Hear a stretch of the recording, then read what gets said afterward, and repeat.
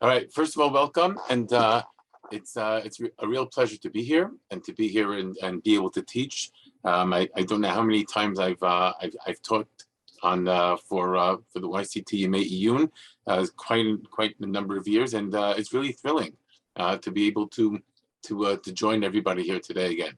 I'm going to jump right in, and the topic of this shiur is one that came upon me sort of by accident, and I think with much of my learning, the things that I discover are things I discover by accident.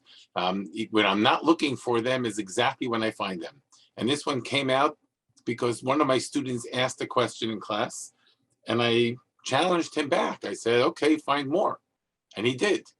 And all of a sudden, there was a whole new understanding of the speech that Yehuda gives in the beginning of Parashat Vayigash, the speech that he gives that really moves everyone. It moves Yosef. It changes the entire story.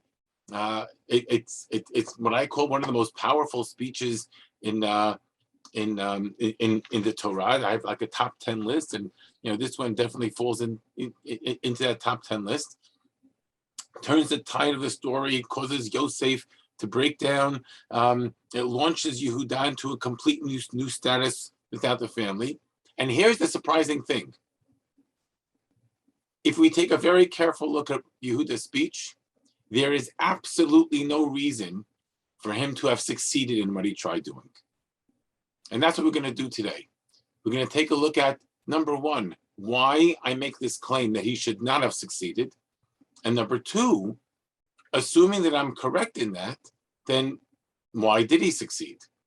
What happened that made him successful when he should not have been successful? Okay, so I'm going to share my screen, and we're going to start.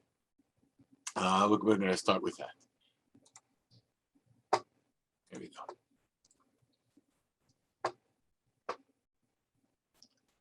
Okay.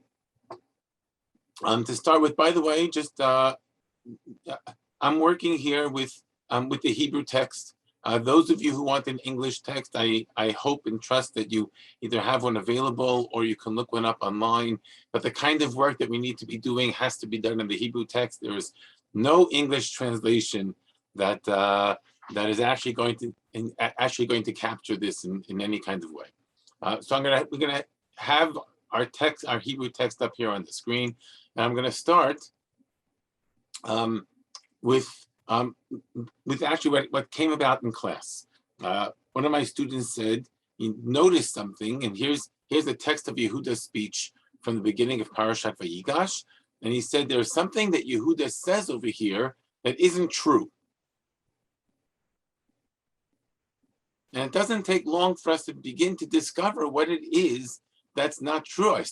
When we start reading, Yehuda approaches him. Vayigash elav Yehuda. Yehuda approaches Yosef. We all know the scene, right? Binyamin is now being accused of theft. There is evidence. The silver goblet was found in Binyamin's feed bag, and now they're all being hauled in. The brothers have offered that they're all going to be slaves, and Yosef says, "No, I could never do such a thing." And this is Yehuda's plea to have him take Binyamin's place. Okay, and here's the speech. And my student pointed out that right in the second pasuk, pasuk Yutet, Adoni sha'al et avadav lemor hayesh lachem av o ach. You asked us. This is what Yehuda is telling Yosef, and he says, "You asked us, do you have a brother or a father?" And my student pointed out it's not true. If you take a look back at the beginning of the story, Yosef never asked that question. Yehuda makes this up. And the fact that Yehuda makes this up is only partially problematic. The fact that he's telling it to Yosef, here's the guy. Let's just remember, when they came down the first time, Yosef accuses them of being spies. He never asked them if they had a father or a brother. He accuses them of being spies. They say, no. And they say, no, they volunteer the information of we had a father, we have a brother, etc. They even volunteered information about another brother, which we'll get to in just a minute. But Yosef never asked about that. When they came down the second time, Yosef remembered every single one of them. I don't know how many months passed between their first trip and their second trip, but some time had passed, enough time for them to run out of food back home. They brought Binyamin with them. They walk in, and Yosef can identify immediately who's the brother who wasn't there the previous time. And then they sit down, and Yosef arranges them in size order. And I say size, I mean age order. He has them sitting around the table in age order. So Yosef is this incredibly, from their perspective, they don't know who this guy is. This is an Egyptian monarch. But this Egyptian viceroy is sitting there. He remembers them. He remembers the details. In which case, when Yehuda opens with a lie by saying, Hayesh lachem av oach, he's jeopardizing everything, but really everything that he could possibly say. Because why would this viceroy who remembers the details, why would he care about anything that Yehuda has to say if he knows that Yehuda is not telling the truth? Okay, and that really brings us, we see it right here, and you see side by side, on the right-hand side is Yehuda's speech, right in the red, and on the left-hand side, the parallel pasuk back from the story itself. Vayomer alehem, this is where Yosef tells them, no, you're spies. Ki arvat haaretz batem lerot. And they volunteer the information. Shnei masara v'adei achim anachnu b'nei ish echad be'eretz Canaan. We're 12 sons of one man, right? They volunteer that information, right? So Yehuda starts by jeopardizing his entire plea. And that's the first clue that there's something wrong with Yehuda's speech over here, and it should not succeed. If we go just a little bit further, we'll see he does even more damage to his own credibility. Pasuk Chaf. Vanomer, I'm reading on the right-hand side now, because again, the right-hand side is Yosef's, is Yehuda's speech. Vanomer aladuni eshtanu av zakein. We have a father who's old. V'yeled zekunim katan, and there's a young son. V'achiv meit, and the brother is dead. That's what Yehuda is telling Yosef now. What they told Yosef initially, you'll see on the left-hand side in the blue, Hine hakaton et avinu hayom. There's a young one who's with our father today. V'ha'echad einenu, and one is missing.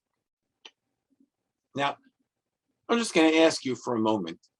Put yourself in Yosef's seat. Yosef is sitting there, and he's listening to Yehuda, and this is Yehuda's plea. And the first thing Yehuda does is he lies, right? He makes up this story. Okay, it's a benign lie. It's not so bad, but it's not true. But then he says, we have an old father, and we have a Yeled Zekunim Katan. He's got a young son there, and the brother is dead. And he's saying this to Yosef's face. And Yosef is that dead brother. If you were Yosef, what would your reaction at this moment be? There's somebody coming and lying to your face and saying, you, great viceroy, are dead. Now, he doesn't know. Yehuda doesn't know that the viceroy is the brother, but Yosef knows this. And if I were Yosef sitting there, I probably would not let Yehuda get past his second sentence. I would stand up and roar and say, what a chutzpah. You come here and you lie to my face. You say that I'm dead. That's your wish. You wish that I would have been dead. But I survived. So you know what? Here, take some food and go back to your father, and I don't want to see your face ever again. If I were Yosef, that would be my response. My brother telling me to my face that I died. Chutzpah, right? What Yehuda says with the things he does in the very beginning of the speech are incredibly damaging. There's no reason for the speech to work. Okay, that's the first claim. So let's move past here, right? What does it mean to move past here? Let's take a little bit more of a careful look at this speech and see what was Yehuda trying to accomplish. We see that Yehuda has changed some of the information over here. It wasn't an accident, right? This is intentional. So what is Yehuda trying to accomplish here? And for this, I used a very simple tool. Some of you may be familiar with this, and I don't get any commission for this, but there's a website that is called alhatorah.org. It has some amazing tools. It's very simple to use. And with maybe with your permission, what I'll simply do is I think it's worthwhile to show this to you and to show you just how powerful this can be. Okay, I'm going to bring up the website on my screen just so you can see how easy it is to do some of the work that we're going to do here today. All right, so let me just open this up for a moment. Let me go to alhatorah.org, and I'm going to do a new screen share.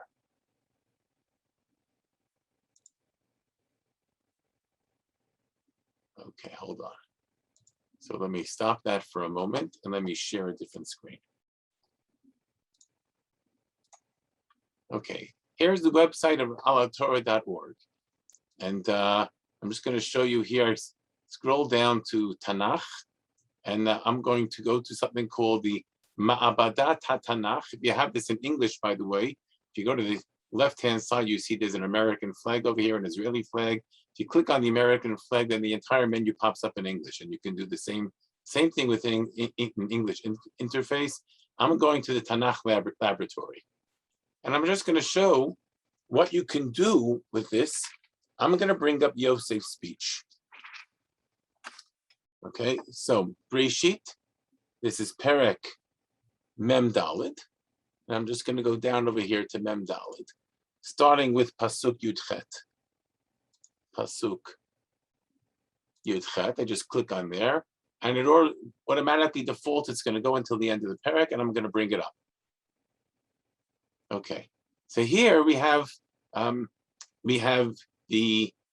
this is the passage which is Yosef's speech, and as I scroll my mouse across the words, you'll see things popping up in different places. Like I scrolled over Vayomer. So every place in this passage where there's a Vayomer or a word that has the same root, that pops up. So I'm going to go to one of the words over here. Here's the word Avdecha. I'm just going to click on that for a moment, and you're going to see that the root Eved in this speech pops up. And a little box popped up on the side as well that says, well, look at that. The word Eved appears 13 times in Yosef's speech. That's quite significant. The entire passage is only 16 psukim long, and out of the 16 psukim, the word Eved appears 13 times. I'm going to do the same thing with another word. Here's the word Adoni. The word Adoni appears 7 times. That combination is a very powerful combination because it tells us right from the start what Yosef is actually, what Yehuda is actually trying to convey. What's Yehuda's tone in this speech? If he calls Yosef an Adon 7 times, and by the way, twice in the opening pasuk. So right there, he's setting a tone. He's the Eved, and Yosef is the Adon. Yosef is the master. And now this was so simple to do. Okay, I just clicked on a number of different things. you can play with this. You can do whatever you like with the Al Torah. I'm going to go back to the slides.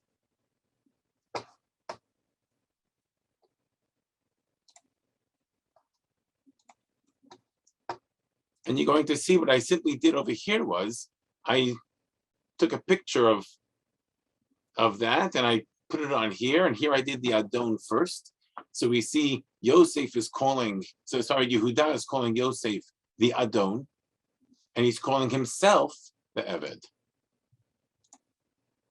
Okay, and we have the Eved and the Adon all over the place. Now, this is helpful for a number of reasons. First of all, it helps set the tone. What is the stance that Yehuda is taking in the context of this speech? Is this confrontational? Is this angry? Or is he humbling himself in front of the great leader of Egypt? Well, some of us might be familiar with a midrash that talks about Yehuda going and threatening Yosef. Vayigash, he confronts him and he's going to fight against him. I believe that Rashi quotes it, that Yehuda threatens to go and destroy all the gates of Egypt. I can do that, single-handedly with my brothers. We can take you all down. But when you actually look at the words that Yehuda uses are exactly the opposite of what that midrash suggests. Okay, the words here tell us that Yehuda is being humble. Yosef is the master. Yehuda is the servant.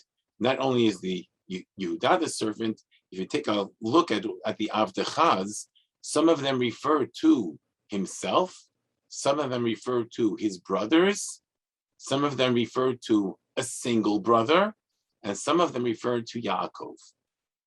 Everybody in the family is Yehuda's Eved, right? If I were the Ramban and I read this piece over here, I'd be really happy because this is Yosef's dream fulfilled, right? Ramban says that Yosef is trying to do in this story is he's trying to fulfill his dream. Well, guess what? Here's Yehuda, and Yehuda confirms the dream is true. That at the entire family, everybody in the family is an Eved. Father is an Eved, all the brothers are Avadim. Okay, the dream is fulfilled. Let's go a little bit further and let's see what else we can discover by seeing, by looking at word frequencies in the speech. And here I highlighted two words together. One of them is the word av, and the other is the word ach. And you'll see 1, 2, 3, 4, 5, 6 times the root ach appears. Av appears even more frequently than that. 1, 2, 3, 4, 5, 6, 7, 8, 9, 10, 11, 12. So what's Yehuda doing over here? Right. Number one, he's humbling himself in front of the master. Number two, he's telling a story. And what's the story that he's telling him? Because what Yehuda does over here is he reviews the entire story, all the events. He retells the events, but he changes. He changes a lot of them.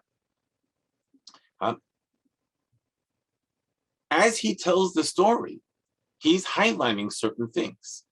And he's highlighting there's a man and there are brothers. Okay? If you take a look at the word ach, which appears 6 times over here. So the first time he puts those words into Yosef's mouth. The second time he says, va'achiv, and the third line that you see over here, va'achiv met. The brother is dead. The third time, achichem hakaton. The surviving brother is young. Now, we know how young Binyamin is. He's young enough to have 10 children. But Yosef is calling him achichem, Yehuda is calling him the ach hakaton. And he does that in Pasuk Chaf, which is the 5th line over here. He does that again in Pasuk Chavav, Achinu hakaton. He does that again in pasuk at the end of pasuk Chafav. So he does it twice in this central pasuk. Achinu hakaton.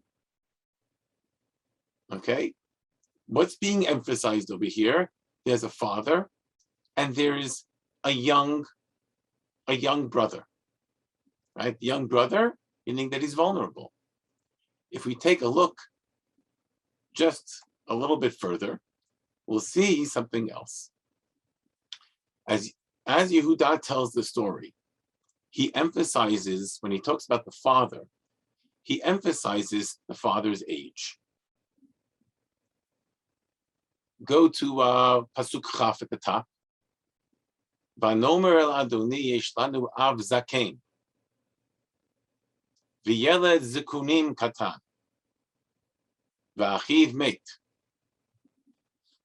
The picture that Yehuda is presenting over here, there's the elderly father, elderly, frail, young brother, Yeled Zukunim, he's Katan, right? And it keeps repeating that. His brother is dead, right? It's clear what Yehuda is trying to accomplish over here. He's trying to say, look, have Rachmanut. There's this old man. This old man is going to die. He's got his young son. The young son is weak. If something happens to the young son, the old man dies. Frail old man, weak young son. Terrible combination. Let me take his place. The old man can live. Yehuda is appealing to simple, really simple compassion. Okay? You see that again, there are a couple of words down below, like 5 lines from the bottom. They're putting words into Yaakov's mouth. And the words that Yehuda is putting into Yaakov's mouth, he talks about Sevati, my old age. And in the next line, he says it again, right? If Yaakov sees that something happened to Yosef, to the young son, then V'horidu avadecha et sevat avdecha avinu biagon she'olam. Okay. Now Yosef has no idea if Yehuda is lying when he's telling this story about what happened back home. He knows that Yehuda is lying about the conversation that the brothers had with Yosef. He doesn't know about what really happened in the conversation back home. So it could be that everything that Yehuda says over here is a lie. But what you and I, the reader, are given an insight over here. We're given an insight into what Yehuda's intent was. By taking a look at the word frequencies and what he's emphasizing in all throughout this entire speech, Yehuda is trying to highlight that the very human side of this tragic situation, and that the old man is going to die if the young boy doesn't go back home. And he's trying to tug on those heartstrings. Now, truth is, none of that should have any kind of impact on Yosef, because Yosef doesn't know if any of this is true. Yosef doesn't know, for example, if the father is still alive. Maybe he's lying about the whole thing. Yosef may think that Binyamin had been held back behind as a hostage for when they didn't bring him down, or that they had sold him the same way, sold Binyamin the same way that they had sold Yosef. So Yosef doesn't know whether to believe anything at all that Yehuda says. And that's what's really significant about this speech, right? So far, we have an insight into what Yehuda is thinking through all the words that he uses, but we have no reason for Yosef to actually believe anything that he's hearing over here from Yehuda, especially since he knows that whatever Yehuda said about their conversation wasn't true. If you were to go through the psukim, you would see that Yehuda actually changes quite a bit about the conversations they had back home with the father. The way Yehuda reports all of this stuff, right? Almost every detail over here is changed in some way or another. So Yosef doesn't know whether to believe anything at all that Yehuda is saying. And if that's the case, I come back to the original question of how on earth is Yehuda successful? Yosef knows that he's not telling the truth about some of it. He doesn't know if he's telling the truth about any of it. So we know what Yehuda's intent is. His intent is to tug on the compassionate heartstrings for some old man and the young frail son. And Yosef doesn't know if a single word of what Yehuda is saying is true. Let's just take this one step further. And here's why I simply highlighted one other piece over here, the katan. And you see the katan pops up over here 4 times, but there's another word, right? And that's the word na'a. The word na'a appears over here quite a number of times. I see it the first time on the 4th line, na'a, that's 1. Down in Pasuk Lamed is 2. Lamed Aleph is 3. Lamed Beit is 4. Lamed Gimel is another 3 times. The word na'a appears 7 times in the story. 3 times in the closing pasuk. And again, Yehuda is trying to highlight the frailness of this young boy. He's a na'ar, emphasizes it 3 times in the closing line. So we see what Yehuda is shooting for. We have no idea why Yehuda is successful. And here, I'm going to this was the question that once I opened this up to the shiur that I was teaching, they began to notice so many areas that Yehuda changed from what appeared earlier, and began to notice all of this. So they all were left with the same question of why on earth would Yosef have listened to anything at all that Yehuda said? Which brings me to take a second look at the story. Okay, when second look at the story says, okay, let's forget for a minute about what Yehuda's intent is. And that was the title of this shiur, Intent and Accident. Okay, and there are things that Yehuda says. Well, I should just, by the way, point out that I actually did a little bit of accounting over here before we started. The words zakein, seva, na'ar, katan, right? Those words, right, emphasizing the frail father, the weak son, you put them all together, 51 out of 182 words in this speech emphasize either frail father or weak son, right? Which is an extraordinary. It's more than 25% of the words. It's an extraordinary statistic. What we're going to do is we're going to take a second look at this entire story. We're not going to look at what Yehuda intended to say, but we're going to look at what Yosef heard from Yehuda that he actually had reason to believe. And the reason he had reason to believe them is because he had every reason to believe that Yehuda did not intend to say these things, because there's no way for Yehuda to have known that these things would have been important. And let's take a look. First, there are some words over here, okay? There's a phrase, and that phrase is highlighted in the red towards the bottom of your screen on the right-hand side. When Yehuda is talking about himself and his role in this story, why is he the one talking to Yosef? He comes and says, Ki avdecha aravet hana'ar me'im avi lemor. I took personal responsibility. I gave my father a personal guarantee, saying that imlo avienu elecha v'chatati la'avi kol hayamim. That is Yehuda's reason for suggesting himself or offering himself as a replacement for Binyamin. There is no reason for Yehuda to have lied about that. That's exactly what he's doing now. He has offered himself, or he's about to offer himself as a replacement for Binyamin. That line is incredibly powerful because if we remember, it was Yehuda who, when Yosef was sitting there in the pit or lying there in the pit, it was Yehuda who got up and said, well, we have nothing to gain by letting him die. Let's at least sell him. So Yosef hears the same Yehuda that was willing to sell him, saying, let's at least make something out of this. The one who took zero responsibility. Yosef hears Yehuda taking personal responsibility. And that's extraordinarily powerful. It's even more powerful when you consider that the story of Yehuda and Tamar, at least part of the story of Yehuda and Tamar for sure, happened before the sale of Yosef.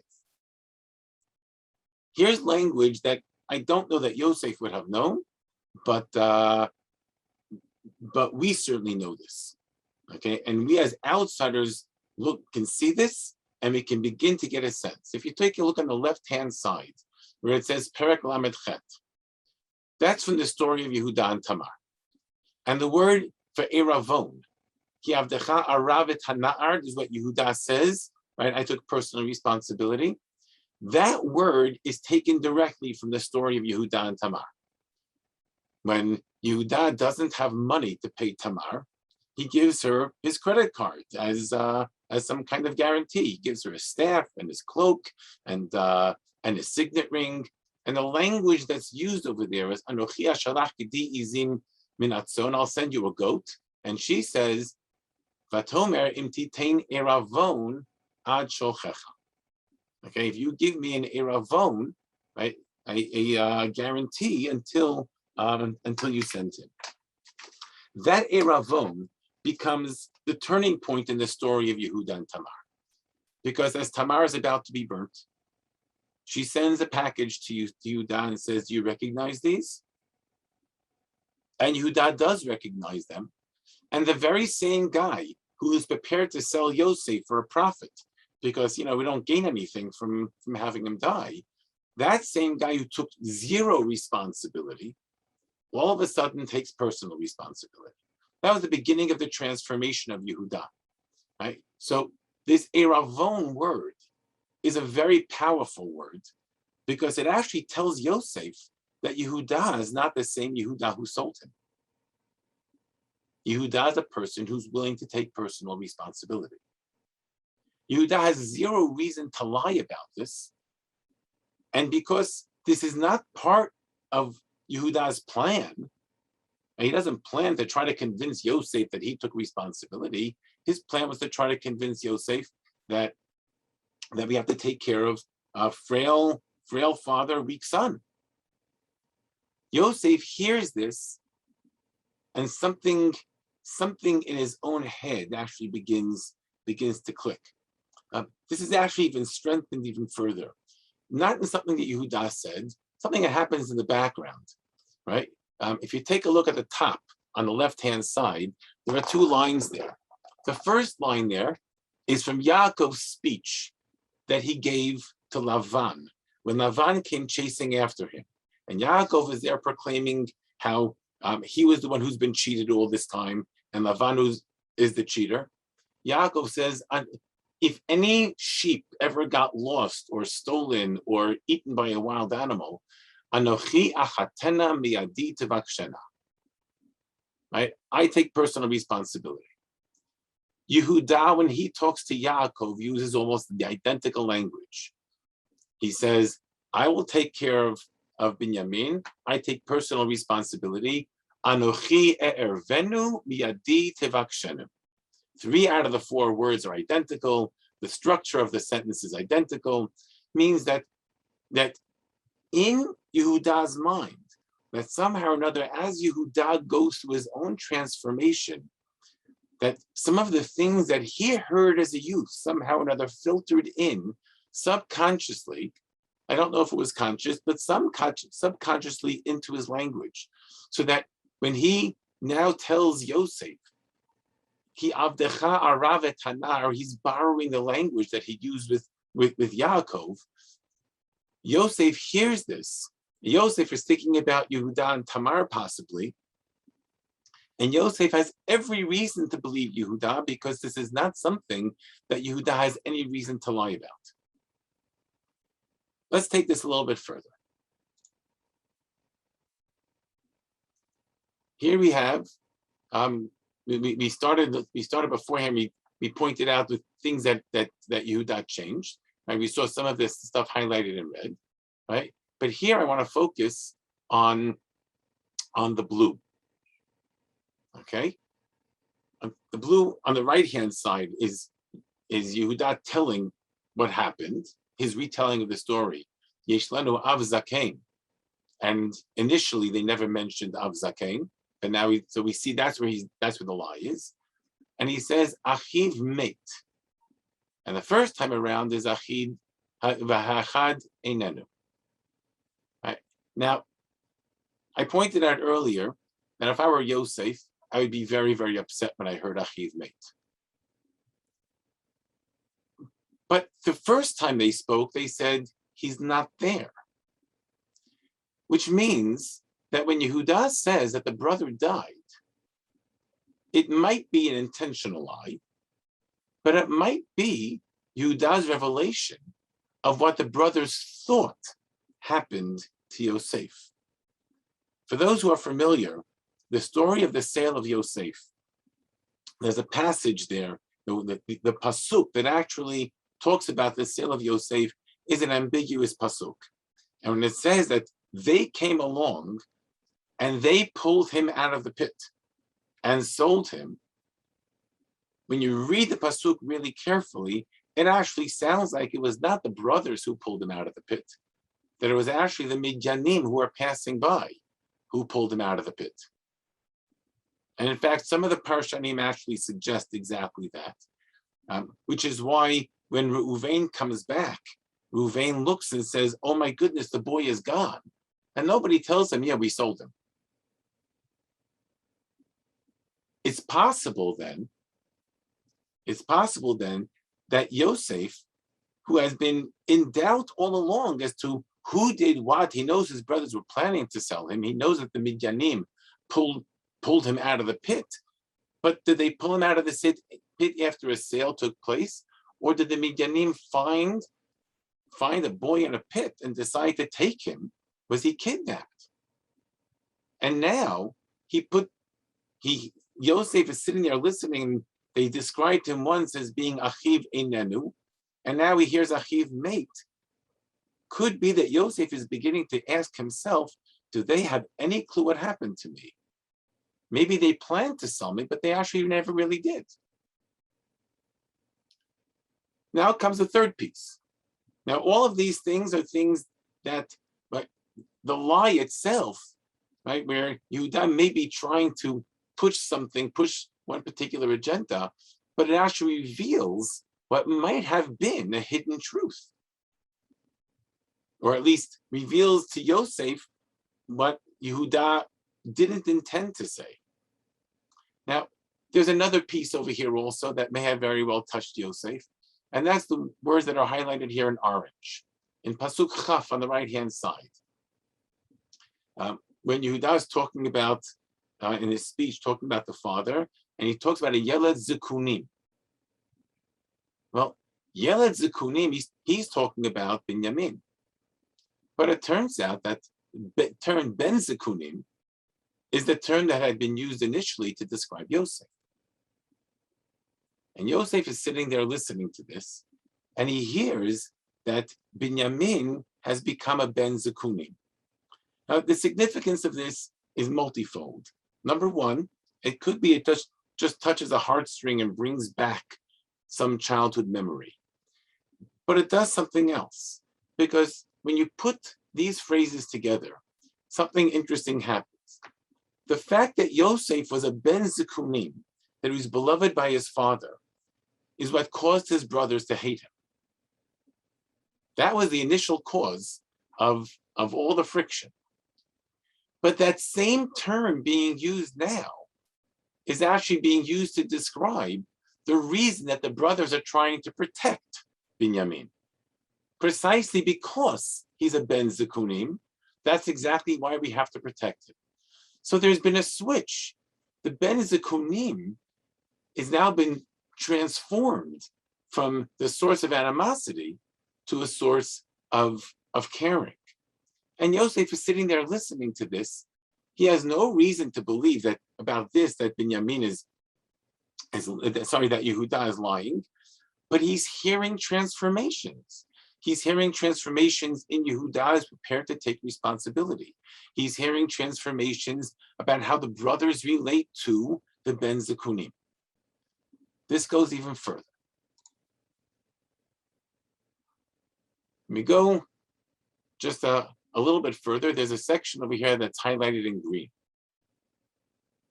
This section that's highlighted in green is extraordinarily powerful, because here Yehuda is putting words into Yaakov's mouth.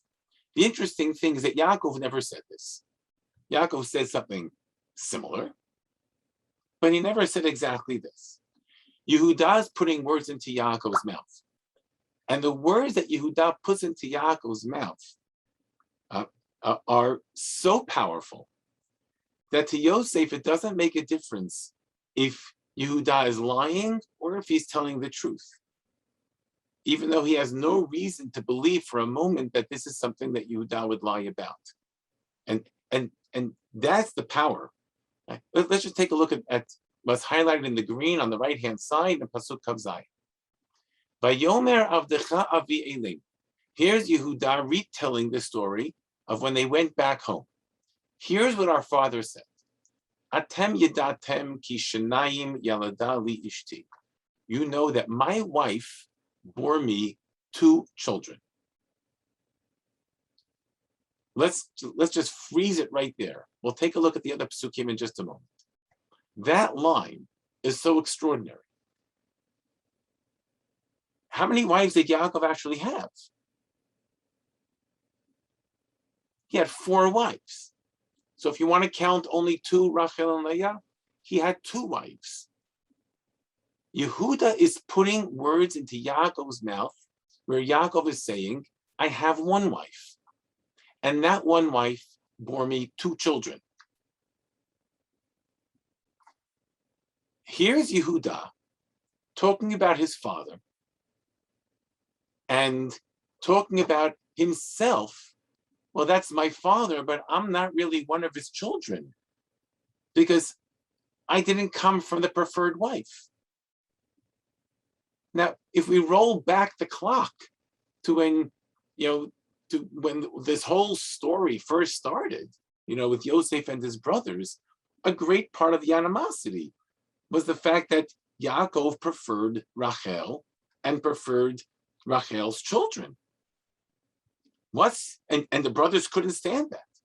They couldn't deal with the fact that Yaakov doesn't consider Leah to be his rightful wife and doesn't consider them to be his rightful children. But now Yehuda is saying this. Yehuda is turning to Yosef, and with complete innocence, he's saying something that Yosef is listening to, and Yosef hears that the brothers have finally accepted, with no reservations, that Yaakov is prepared to call Rachel his only wife, and the 2 children his only children, and they bear no grudge against Yaakov for that. Now, there's no reason for Yehuda to have lied about that. So when Yosef hears this, he has every reason to believe that this is actually true, that the brothers have changed their entire approach, their entire attitude. So what's he hearing so far? He's hearing that Yehuda has changed. My brothers have changed. My father hasn't changed. He still has a Ben Zikunim. But the fact that he has a Ben Zikunim who comes from the beloved wife is no longer a source of animosity. It's actually a source of caring. And if we finish this passage that Yehuda is speaking, that's highlighted in green, Pasuk Kavchet and Pasuk Kavtet. Here he's describing, he's putting words into Yaakov's mouth. Okay? Vayetzei ha'echad me'iti va'omar Ach tarov toraf, velo re'iti vatena. One of them left. I thought that he had been eaten by a wild animal. And I haven't seen this one. And in this line in Pasuk Kavchet, what Yehuda reveals unwittingly to Yosef, he answers one of Yosef's great questions. The Rambani asks a question as to why Yosef never sent a postcard home. He's the viceroy of Egypt. For 7 years, he's been riding high in the seven good years. Why couldn't he just send a note to his father, say, Dad, everything's okay, don't worry. It's a long story. Ramban has his own reason. Rav Yoel ben Nun has a very interesting, different reason. Rav Yoel ben Nun says, maybe Yosef suspected that Yaakov was behind the whole thing. After all, he sent me to see them. He could have sent one of his servants to check on the brothers. He knew that they were in a dangerous place. They went to Shechem. Shechem, for God's sake, is the place where the brothers rebelled against Yaakov. They killed out everybody in the city. Why would he send me to a place where they show their strength, a show of strength? Well, guess what? Rav Yoel ben Nun says, maybe Yosef suspected that Yaakov was behind it. But now he hears, not only was Yaakov not behind it, Yaakov has been in mourning. 17 years, Yaakov has been in mourning. More than 17 years, 20 years. 20 years, Yaakov has been in mourning. 21, 22 years, he's ach tarov toraf. So the illusion that Yosef had in his head that Yaakov was behind this has just been shattered. The image that Yosef has in his head of the brothers who are completely uncaring, and they don't care about Yaakov and what's going to happen to him. They don't care about the brother. They're filled with jealousy when jealousy leads to hatred. All of those illusions have been shattered by Yehuda's speech. And here's the crazy part, that those illusions were shattered not because Yehuda intended to shatter them. These are all the things that slip out of Yehuda's mouth. This wasn't part of you. Yehuda didn't know he was talking to Yosef. Yehuda thought he was talking to some Egyptian viceroy. There's no reason for him to make any of this stuff up for the Egyptian viceroy. So Hi, Rabbi Grumet. I'm sorry to interrupt. Keep teaching. I just wanted to let you know and let everybody know that in about 5 minutes, we'll open the floor to some questions and answers. Great. Okay, I'm good because I have 2 slides left. We're there. Thank you. All right. So the things that Yehuda intends to say actually have 0 impact on Yosef. In fact, they probably have a negative impact on Yosef because they lead Yosef to think that Yehuda is a liar. But precisely the things that Yehuda did not intend to say in order to convince Yosef, they just slipped out of his mouth. They reveal a tremendous amount about who Yehuda is, who the brothers are, and how they've changed, and who Yaakov is, and what Yaakov is thinking. Let's then go to a closure on this, right? And this is really an extraordinary, I think, an extraordinary revelation that the power of Yehuda's speech is what Yosef understands, precisely because Yehuda did not intend to say them, and that's just an amazing piece. I'm just going to do a quick summary over here. By the way, there's a principle in halacha called mesiach lefi tumo, that sometimes you have somebody who says something they have no knowledge that their words could be significant, and precisely because they're not aware that their words could be significant, that's exactly why they're believed, right? And that's a principle in Hilchot Kashrut and in all sorts of other areas. And here we have an extraordinary example of that. Yehuda talking about himself, talking about the brothers, and talking about Yaakov is Mesiach Lefi Tumo. And that's precisely why Yosef has every reason to believe that. So what does Yosef hear that Yehuda did not intend? The brothers care about Yaakov. Yaakov is eager to be Yosef's father. He was not behind any of it. Yehuda, and by extension, the rest of the brothers, are prepared to take responsibility for each other. Not only for each other, but even for one of Bnei Rachel, who previously would have simply have reviled and been jealous of and been hateful of. The brothers are at peace with Yaakov's singular focus on Rachel and her children. And that's a reversal of the opening of the story. They saw that he loved him more than anybody else, and that was the cause of the hatred. And Yosef hears the truth by reading through Yehuda's lies. There are a lot of extraordinary messages to learn from this, about how we speak, how we present ourselves, but perhaps even more is that Yehuda's speech really reveals just how much Yehuda and his brothers did change. I want to put this into just a little bit of a broader context for 2 minutes and then open the floor for questions. I've long been bothered by the question of what was Yosef thinking? And I'm not talking about Ramban's question of what he was thinking, during the good years. What was Yosef thinking when the brothers first came down to him? Why does he send them through all of this? Why is Yosef what's he put them through the rigmarole? The idea that I came up with is that Yosef is not sure. The brothers come down and Yosef doesn't know, should I reveal myself to them or not? The easiest thing in the world for him to have done was to sell them the wheat like he sold to everybody else and send them on their way. Yosef had long put his childhood behind him. He had made it. He's the second in command in Egypt. He's got a great position. He's got a wife. He's got 2 children. He has a life. The second child he names Menashe. God help me forget my childhood. That's what Menashe means. He was perfectly prepared to continue on living his life as Egyptian viceroy. The brothers come down, and he's sort of put into a difficult position. Do I reveal myself to them and sacrifice everything that I've worked for here and everything I've achieved in Egypt? Or do I reveal myself?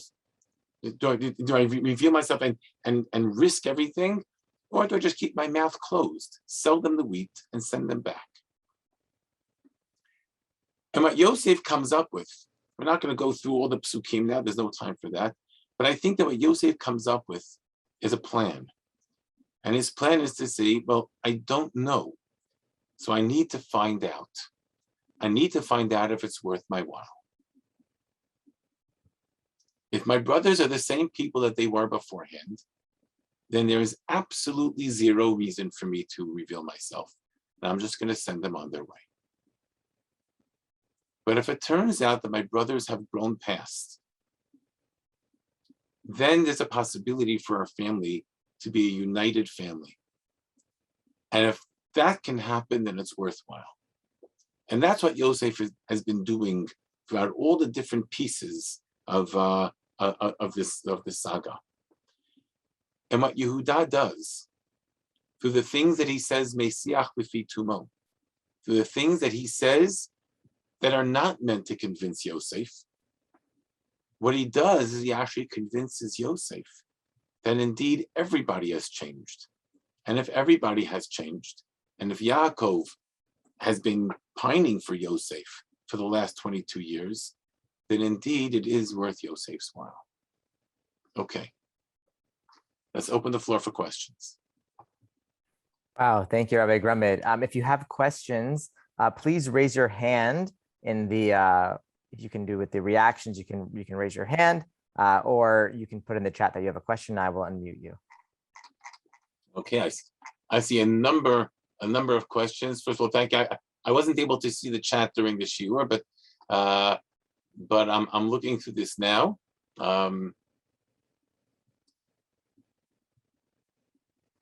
Ezra Zucker writes something about Binyamin's mysterious silence.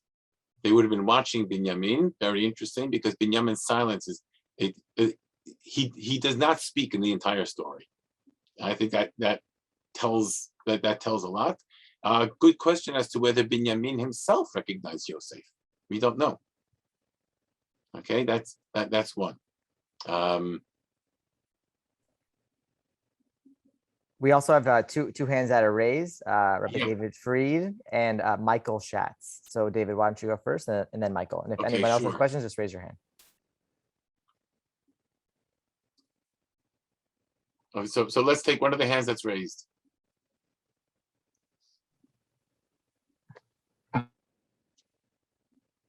Go ahead, Rabbi Fried. I think he's muted. I've asked to unmute. There you go. Okay, am I unmuted now? Great. Hi, Rabbi Grumet. Thank you for this wonderful share. My question is, you explained a lot of stuff in terms of why this speech worked, but our initial question of why is Yehuda lying when he opens up this speech to Yosef, I feel like we don't really have an answer to that still. That's a good question. I think the reason he's lying, and that's what we did with the word frequency. But what Yehuda is actually trying to do, he's trying to build one argument, and it's the argument of compassion. Right? It's interesting because Yehuda leaves some stuff out. For example, he leaves out anything that has to do with the accusation of them being spies. Right. So leaving stuff out is one thing, but why would he give details that he knows Yosef is going to know are not true? Because what he's doing is he's trying to frame the entire thing, okay, in the context of, meaning when they came down to buy wheat, they didn't stand there and say, we have an old father and the brother back home. That came in response to something Yosef did. Yehuda tries to reshape that, and the reshaping matches the narrative he's trying to tell. The narrative he's trying to tell is old frail father, weak younger brother, and you made us bring down the weak younger brother. Old frail father is going to die. That's Yehuda's. That's the story he's trying to build. And in order to do that, he actually goes back to the very beginning, because he doesn't want the focus to be on the accusation of whether they're spies or not, because that could derail. It could go back, well, maybe you are spies. Right? It could go all the way back. So in order to avoid that, he erases that whole piece from the discussion and focuses instead on frail father.